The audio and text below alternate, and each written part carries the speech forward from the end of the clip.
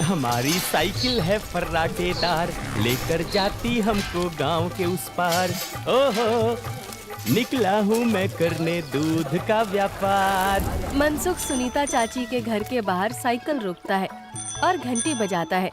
काकी, आ जाओ, दूध ले लो। लाओ भाई, आज जरा आधा लीटर दूध ज्यादा दे देना, मेरी बिटिया को खीर खाने का मन है। हाँ हाँ, अभी ले लो, बढ़िया सी खीर बनाकर खिलाना बिटिया को। मनसुख फिर से साइकिल लेकर दूसरे घर दूध देने चला जाता है।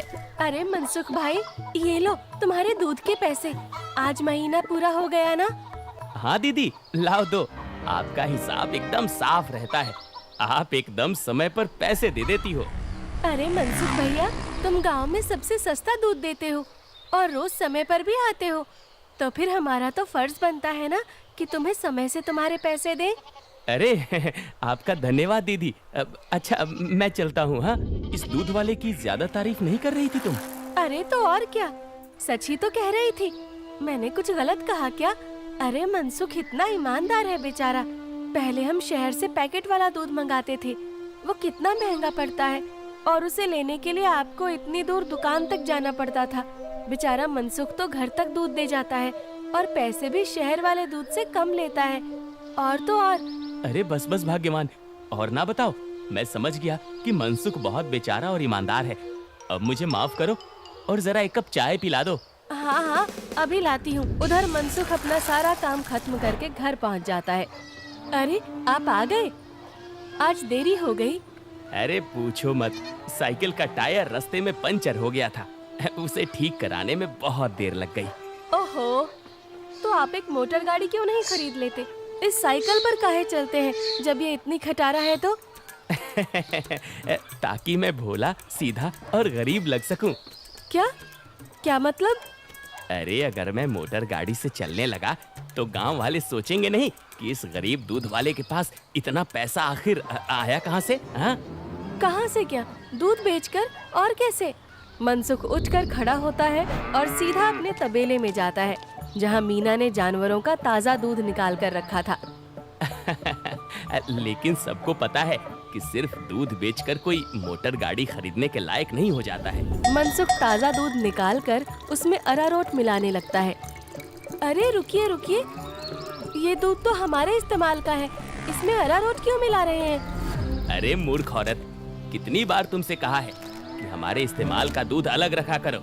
यहाँ तबेले में मैं सिर्फ बेचने वाला मिलावटी दूध ही रखता हूँ।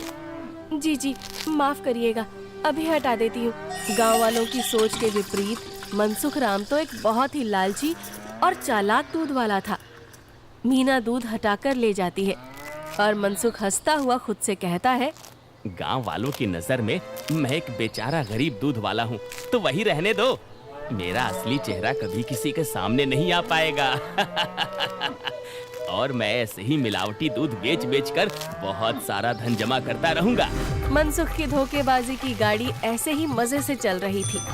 एक दिन उस गाड़ी में सवार होने के लिए कुछ और यात्री भी आ गए। एक दिन मनसुख साइकिल से दूध बेचकर वापस घर जा रहा था और फिर से उसकी साइकिल पंचर हो गई। अरे ये खटारा तो नाक में दम कर रखी है, फिर से इसको बनवाना पड़ेगा। मनसुख छोटू पंचर वाले की दुकान पर जाता है। अरे भैया, फिर से आ गए आप? अरे अब तो आप एक नई साइकिल ले ही लो, आपकी साइकिल का पंचर बनाते बनाते हम थक गए भाई। अरे कहाँ छोटू भाई, घर में दाना पानी चल जाए वही बहुत है, अब कहाँ नई साइकिल खरीदेंगे हम जैसे गरीब। छोटू साइकिल ठीक करने लगता है और मनसुख वहीं खड़ा रहता है। बगल में एक भजिया वाले की दुकान थी। अरे भैया, इसे ठीक करने में 15-20 मिनट लगेगा, आप कब तक खड़े रहेंगे? जाइए, सामने जाकर भजिए वाले की दुकान पर बैठ जाइए ना। अच्छा ठीक है, जब काम हो जाए तो मुझे बुला लेना। मनसुख भजिया वाले के पास जाकर कहता है, लाओ भैया, जरा एक प्लेट भुजिया खिलाओ। हाँ भैया, अभी लो। मनसुख के ठीक सामने दो आदमी बैठे हुए थे। दोनों कुछ विचित्र से दिख रहे थे, जैसे वसूली करने वाले गुंडे हों। मनसुख जरा संभल कर बैठ जाता है। अचानक से उनमें से एक आदमी को जोर से खांसी आने लगती है। अरे कैसी भजिया बनाई है तूने? नालायक, अरे अरे क्या हुआ भैया जी? अरे जल्दी पानी लाओ। अरे भैया पानी तो खत्म हो गया है, मैं अभी कुएं से लेकर आता हूँ। तो क्या खो, तब तक मैं खांसता ही रहूंगा। मनसुख जल्दी से उठकर अपनी साइकिल में लगे कैन से थोड़ा दूध लेकर आता है।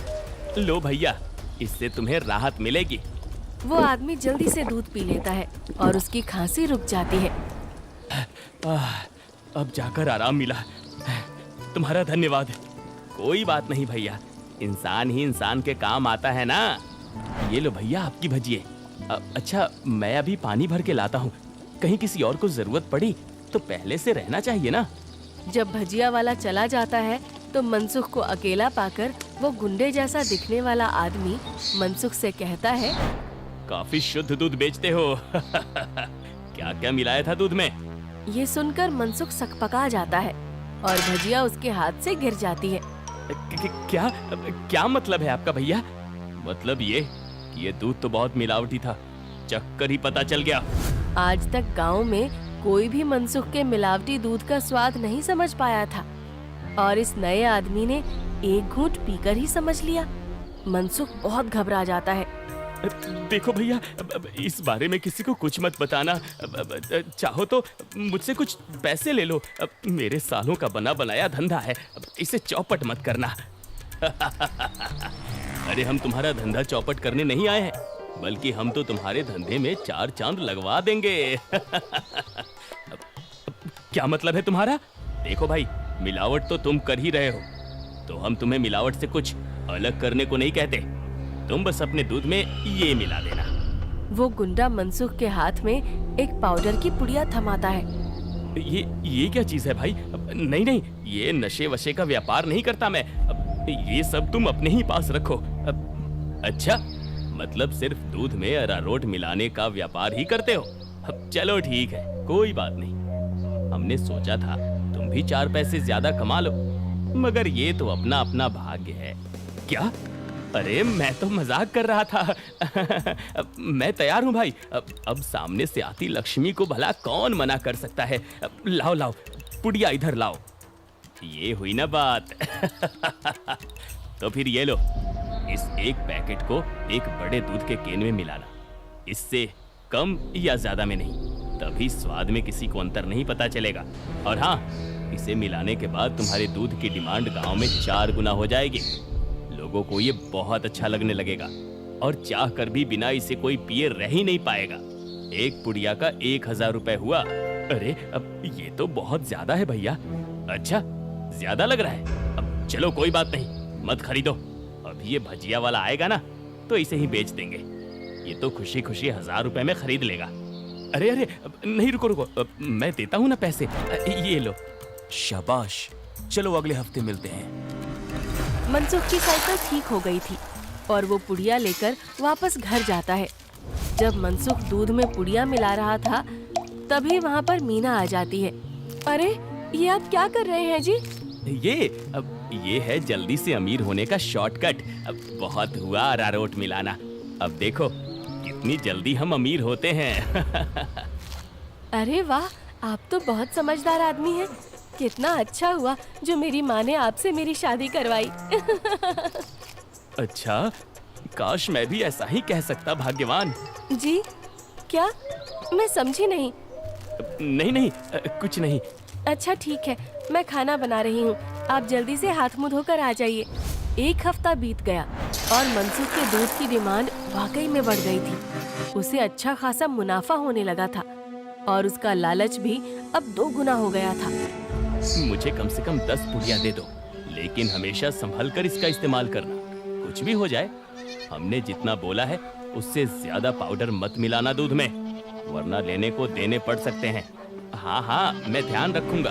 मनसुख रोज की तरह सुनीता काकी के घर में दूध देने जाता है और आवाज लगाता है, काकी आ जाओ, दूध ले लो।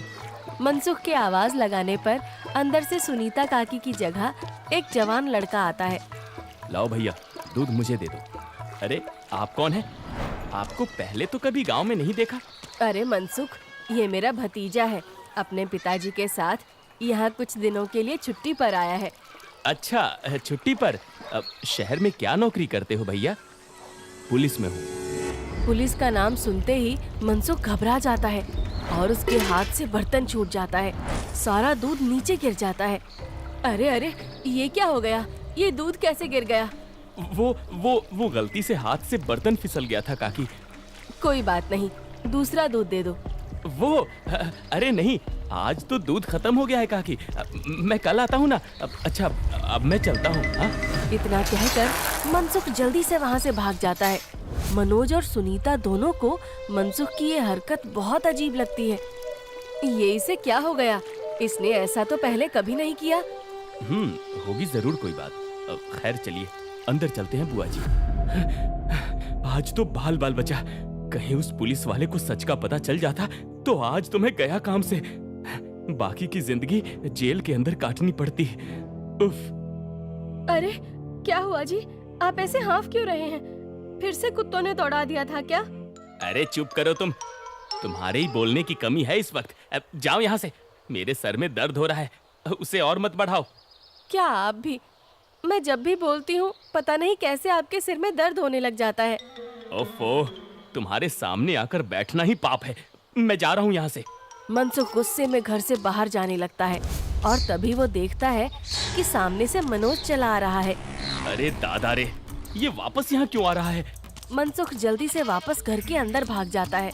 देखा, नहीं रह पाए ना मेरे बिना। हाँ। अरे चुप करो तुम। जब देखो तब बकवास। क्या मैं अंदर आ सकता हूँ? जी, आप यहाँ आइए आइए। हाँ, वो दूध गिर गया था ना, तो बुआ जी ने कहा कि आपके घर आकर दूध ले जाऊं। बड़ा विश्वास है उन्हें आप पर।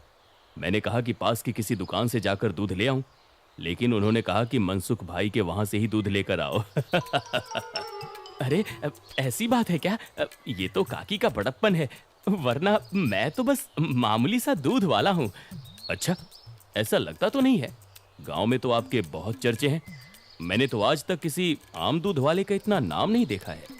मनसुख थोड़ा घबराता है और फिर मीना से कहता है, इन्हें चाय वाय पिलाओ, मैं इनके लिए दूध लेकर आता हूँ। ये शहर से आए हैं, बहुत बड़े पुलिस वाले हैं। अरे वाह, आप बैठिए, मैं अभी आपके लिए चाय लेकर आती हूँ।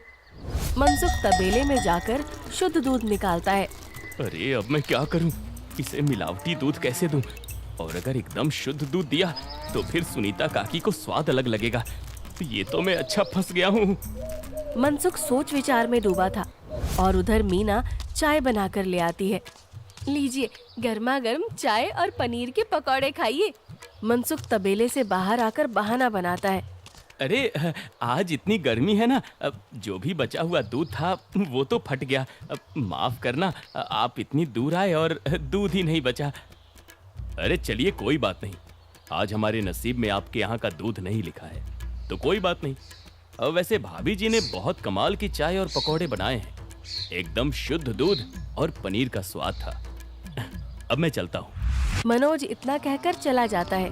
पीछे से मनसुख चिढ़ते हुए मीना से कहता है, अरे क्या जरूरत थी पकौड़े बनाने की? अरे केवल चाय देती ना, उससे ज्यादा स्वाद नहीं देना था। छी छी, कैसी बातें करते हो?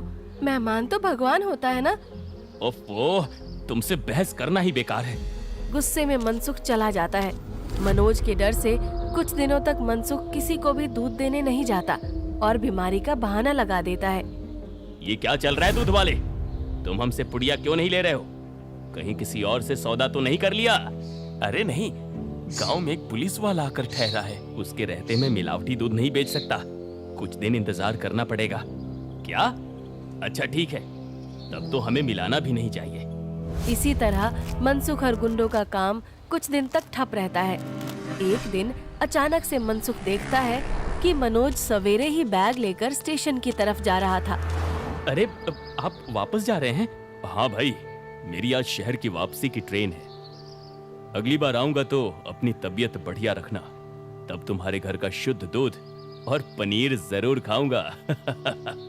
इतना कहकर मनोज चला गया और मनसुख खुशी से तबेले में गया। चलो बला टली, अब फिर से काम पर लगता हूँ। मीना पहले से ही खड़ी दूध में पुड़िया वाला पाउडर मिला रही थी। अरे ये क्या चल रहा है?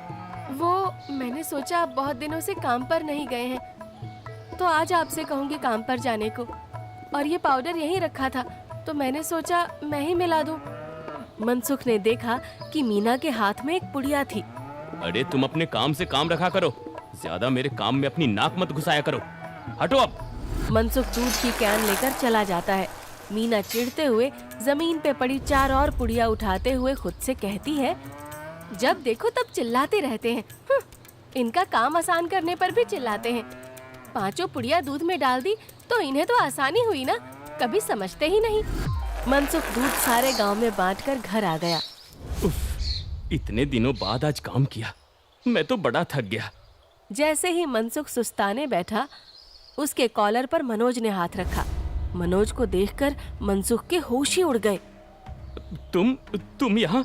अरे दूध वाले, नशे का तो ठीक है, मगर इतना नशा कौन मिलाता है दूध में कि पहली घूंट में ही आदमी का सर चकरा जाए? क्या ये क्या बकवास है? मैं नहीं जानता ये सब तुम क्या कह रहे हो। अब और तुम्हारी तो ट्रेन थी ना? जी हाँ, मगर मेरी ट्रेन कैंसिल हो गई है और आपकी ट्रेन का समय हो गया है। चलिए, अब आपकी ट्रेन सीधा हवालात में जाकर रुकेगी और रास्ते में आपके साथियों को भी सवार कर लेंगे। मतलब मैं जैसे ही घर वापस गया, बुआ जी ने मुझे 1 गिलास दूध दिया। दूध पीते ही पता चला कि उसमें कितना नशा था और मेरे जाते ही तुम्हारी तबीयत एकदम ठीक हो गई। बस मैं समझ गया कि क्या हेरा फेरी कर रहे हो तुम। नहीं, कोई हेरा फेरी नहीं है, मैंने कुछ नहीं किया। जरूर किसी ने मुझे फंसाया होगा। शहर से मैंने अपनी टीम बुला ली है, बाकी की तहकीकात तो वो लोग करेंगे। फिलहाल तुम चलो मेरे साथ थाने, बाकी के सवाल जवाब वहीं होंगे। मनोज घसीटकर मनसुख को थाने ले गया और पूरे गांव को लालची चालाक दूध वाले का असली चेहरा दिख गया। मनसुख के साथ साथ उसके साथी भी पकड़े गए।